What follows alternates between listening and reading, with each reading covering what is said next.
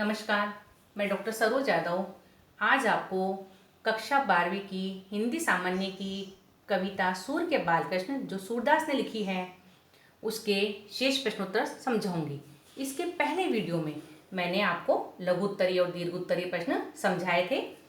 भाव विस्तार या भाव पल्लवन, यह व्याख्या हमारी परीक्षा में 5 नंबर की आती है।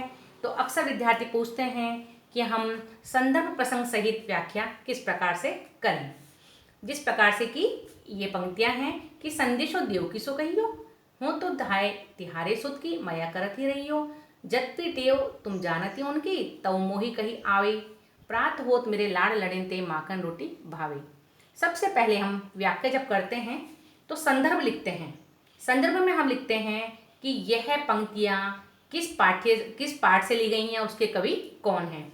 जैसे यहाँ मैंने बताया है, संदर्भ प्रस्तुत पद्यांश पाठ्य पुस्तक की कविता सूर के बालकृष्ण से ली गई हैं। इसके कवि वात्सल्य सम्राट सूरदास हैं।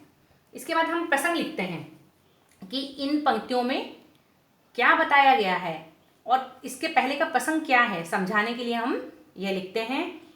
इसका प्रसंग है कि जब श्री कृष्ण मथुरा चले जाते हैं तो माता यशोदा कृष्ण की चिंता कर रही हैं। वे पथिक के माध्यम से देवकी को संदेश भिजवा रही हैं।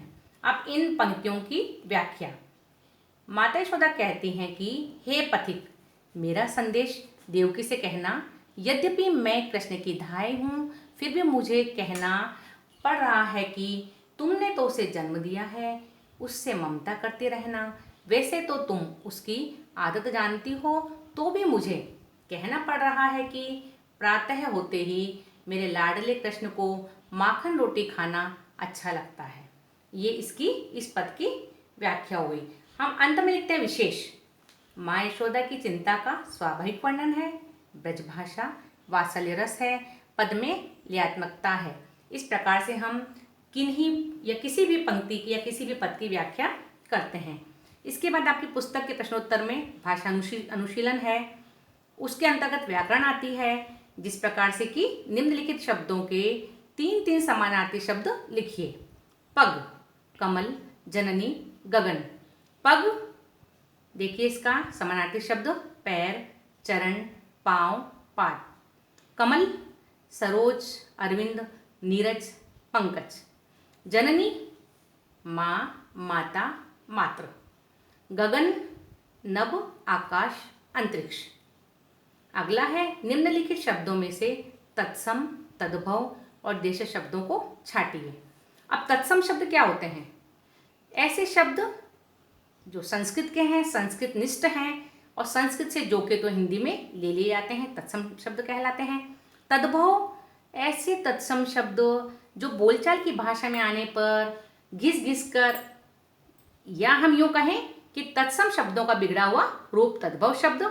और देशज शब्द क्या होते हैं? देशज शब्द जो हमारे क्षेत्र विशेष में ऐसे शब्द चलते हैं जिनको हम अच्छे से समझते हैं, वो देशज शब्द होते हैं। यहाँ पर हम देखें इन शब्दों में तत्सम शब्द क्या है? मुख, जननी, जनी, कमल। तद्भव शब्द है दांत, दूध, घर। अब यदि हम तद्भव शब्द के तत्सम रूप देखें तो तत्सम दांत को दंत कहते हैं, दूध को दुग्ध कहते हैं, ग्रह घर। पर चूंकि यहाँ पर तत्सम का बिगड़ा हुआ रूप हो गया है जो तद्भव कहलाता है, तो दंत का दांत हो गया, दूध का दूध हो गया, ग्रह का घर हो गया। इसी प्रकार से देशज शब्द सांझ, तनक, पथिक, गैया, टेव। हम यदि देशज शब्द की बात करें तो हमारे मालवा प्रांत में एक शब्द प्रचलित है टेपा, जो हम मालवावासी ही समझते हैं उसको टेपा यानी मूर्ख। यदि आप किसी यूपी वाले के सामने अथवा राजस्थान वालों के सामने टेपा कहेंगे तो वो समझ नहीं पाएंगे। इसी प्रकार से भाटा, राजस्थान में पत्थर को भाटा कहते हैं, तो वो उस क्षेत्र विशेष में प्रयुक्त होने वाला शब्द है, उसे देशज शब्द कहते हैं। धन्यवाद।